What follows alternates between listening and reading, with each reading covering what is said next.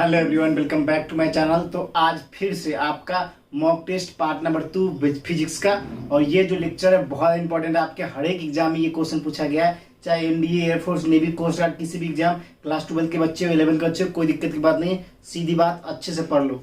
देखो, सबसे पहले पहला क्वेश्चन है सॉलिड स्फीयर ऑफ मास। देखिए, solid sphere of mass 10 kg and radius 1 metre. आपका एक सॉलिड स्फीयर दे रखा है जिसका मास कितना है 10 kg और रेडियस 1 मीटर है, और rotating about its diameter, diameter के अराउंड रोटेट कर रहा है। Its moment of inertia about diameter etch. देखो, एक सॉलिड स्फीयर ले लो, ठीक है ना, सॉलिड स्फीयर ले लो। मान लो ये सॉलिड स्फीयर है, ये सॉलिड स्फीयर, ठीक है ना, ये सॉलिड स्फीयर है जिसका मास कितना है आपका, मास है 10 kg, ठीक है। मास 10 kg है, रेडियस कितना है आपका, इसका रेडियस कितना दिया है, रेडियस इसका कितना दिया 1 मीटर, 1 मीटर रेडियस दे रखा है। Rotating about its diameter, diameter के लॉन्ग क्या कर रहा है, रोटेट कर रहा है। तो डायमीटर के लॉन्ग ही आपका मोमेंट ऑफ इनर्शिया पूछ रहा है। तो सॉलिड स्फीयर का मैंने बताया था आपको moment of inertia, moment of inertia बताया था। सॉलिड के लॉन्ग क्या होता है 2/5 mr²। क्या होता है 2/5 mr²। तो 2/5 m की जगह कितना दे रखा है 10, और उसका r का स्क्वायर 1 का स्क्वायर। तो देखो क्या हो जाएगा 2/5 × 10 × 1, 5 दूना 10, 4 kg मीटर स्क्वायर। जिस भी ऑप्शन है उसको टिक मारोगे और बोलोगे हमें ऐसे ऐसे क्वेश्चन को बिल्कुल सॉल्व कर सकते हैं सर। देख रहे हो, कुछ किया मैंने, बस सिंपली आपको फॉर्मूला होना चाहिए डायमीटर के लॉन्ग क्या होता है। सॉलिड स्फीयर का याद रखना है मेरे भाई, डायमीटर के लॉन्ग जैसे मोमेंट ऑफ इनर्शिया पूछे 2/5 mr², ठोक देना, बहुत इंपॉर्टेंट है। कल मैंने मोमेंट ऑफ इनर्शिया से रिलेटेड ही एक क्वेश्चन पूछा था कि कौन सा ऐसा जो ऑब्जेक्ट जिसमें क्या कहता आपका सॉलिड स्फीयर था, डिस्क था, रिंग था, ठीक है, वो सब था। उसमें आप मैंने पूछा था आपसे कि कौन सबसे पहले नीचे गिरेगा। तो जो मोमेंट ऑफ इनर्शिया होता है डायरेक्टली प्रोपोर्शनल मास के होता है, तो मास के लॉन्ग होता है। तो उसमें सबसे कम मास किसका था, कम मोमेंट ऑफ इनर्शिया किसका था, आपका सॉलिड स्फीयर का था, क्योंकि 2/5 mr²। इसी वजह से सबसे पहले वो गिरा था। वो क्वेश्चन कितनी बार एग्जाम में पेपर में पूछा गया, और ये भी मोमेंट ऑफ इनर्शिया का मोस्ट इंपोर्टेंट क्वेश्चन है। क्वेश्चन नंबर 1 है ये। अब क्वेश्चन नंबर 2 पे आते, बोल रहा है the moment of inertia of uniform circular disc. देखिए, moment of inertia of uniform circular disc of radius r and mass m। मतलब यूनिफॉर्म सर्कुलर डिस्क है, मान लीजिए यूनिफॉर्म सर्कुलर डिस्क है। देखिए,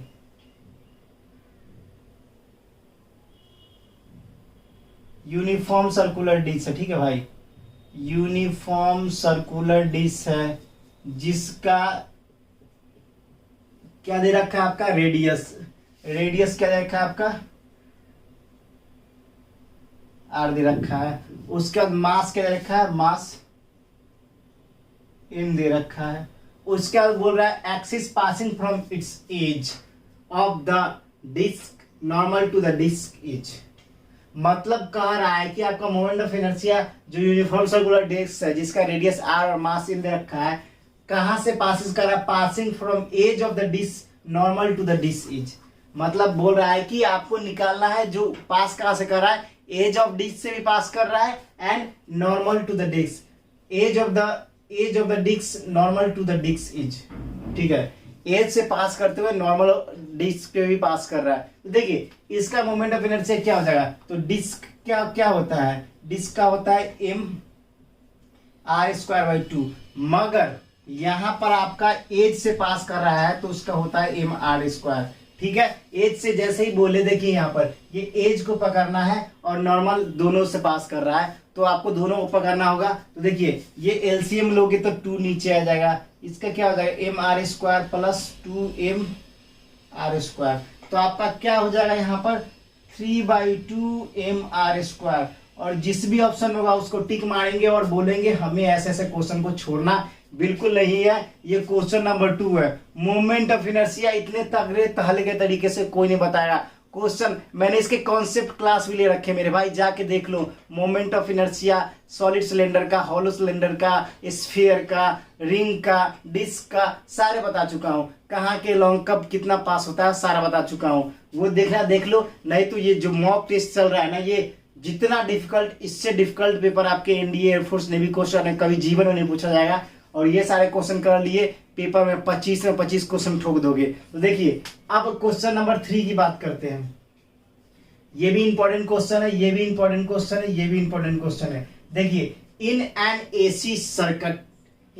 AC circuit the voltage across LCR series are 60, 20 and 30 volt respectively. Then applied EMF is, तो applied EMF पूछ रहा है आपसे, जिसमें आपका L दे रखा है 60, C दे रहा है कैपेसिटेंस जो 20 दे रखा है, L दे रखा है इंडक्टेंस कितना 60, LC कैपेसिटेंस 20 और R रेसिस्टेंस 30। तो देखिए अब कैसे होगा, आप इसको कैलकुलेट कैसे करोगे, बोल रहा है अप्लाइड EMF कैलकुलेट करने के लिए। तो देखिए अब कैसे सॉल्व करते हैं अप्लाइड EMF को। इसको मैं इरेज करता हूं, उसका अप्लाइड EMF को कैसे सॉल्व करते हैं। देखिए इधर, देखिए सिंपल क्वेश्चन है, अप्लाइड EMF करने के लिए कैलकुलेट तो कुछ नहीं करना है, सिंपली आपको थोड़े से नॉलेज होने चाहिए बस। सबसे पहले 3 सर्किट है, कौन कौन सा है देखो,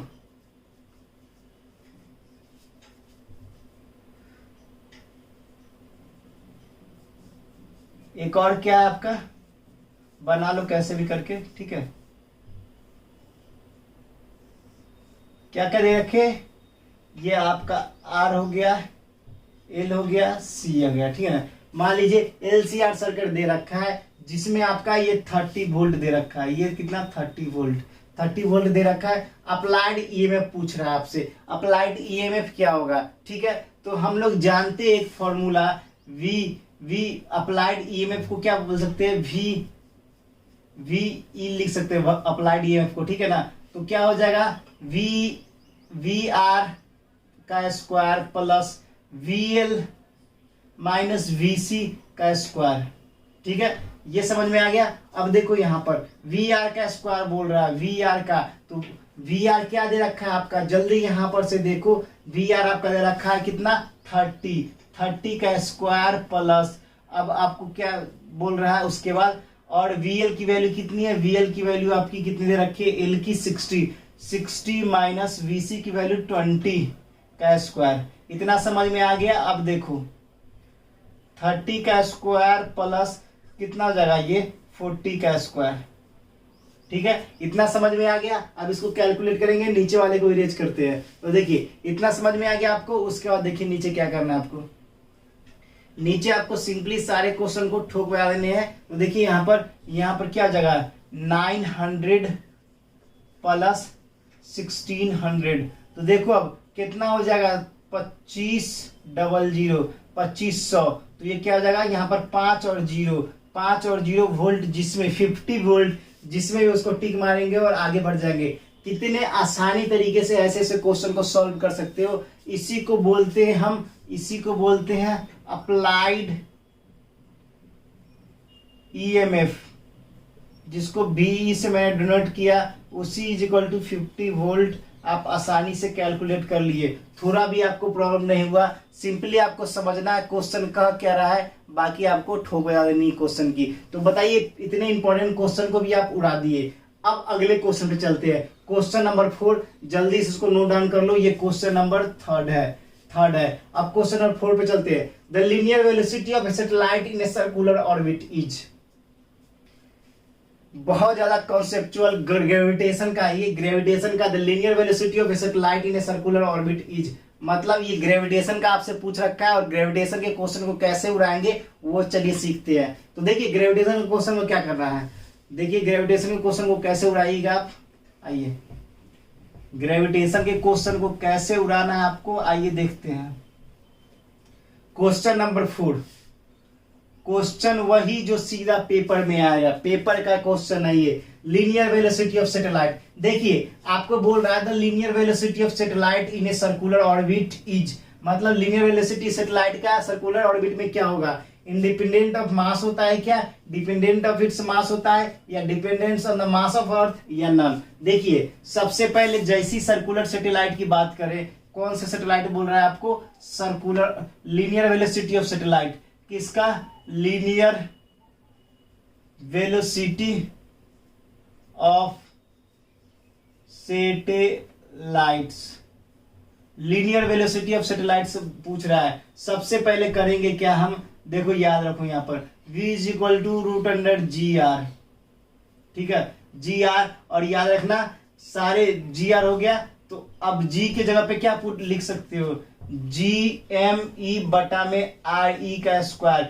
ये भी रेडियस किसका, अर्थ का रेडियस होता है। लीनियर वेलोसिटी जितने भी सैटेलाइट के होंगे सारे अर्थ की रेडियस पर डिपेंड करेगा, खुद अपने आप पे डिपेंड नहीं करेगा। तो देखो यहाँ पर आपका क्या हो जाएगा, v is equal to G M e बटा में आर ई का स्क्वायर इंटू आर ई, एक से एक कट गया तो आपका क्या हो जाएगा, जी एम ई बटा में आर ई, ये बच गया।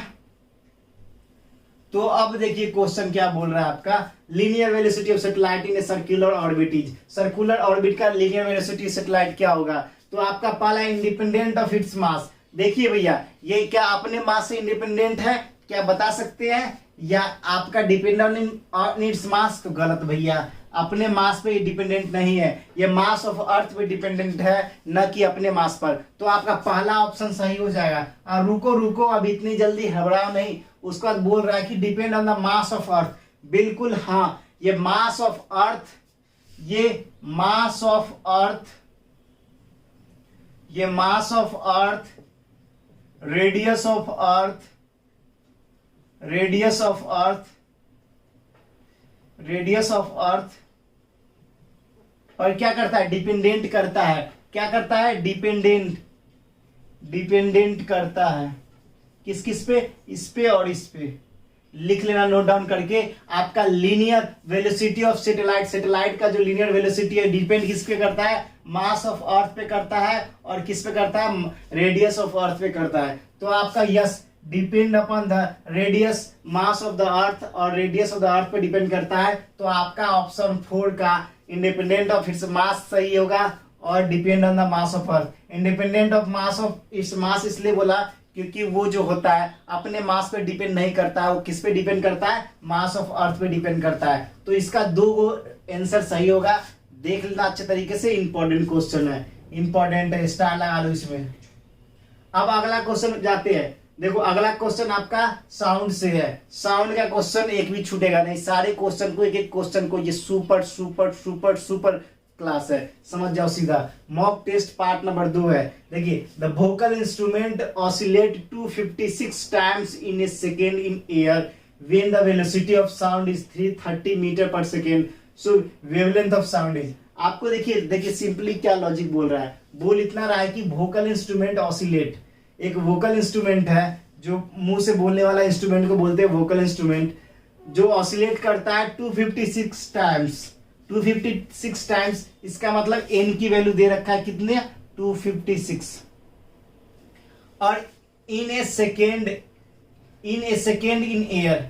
सॉरी दोस्तों लाइन कट गई है, देखते हैं, खिड़की ऑन करके, 1 मिनट रुक जाओ।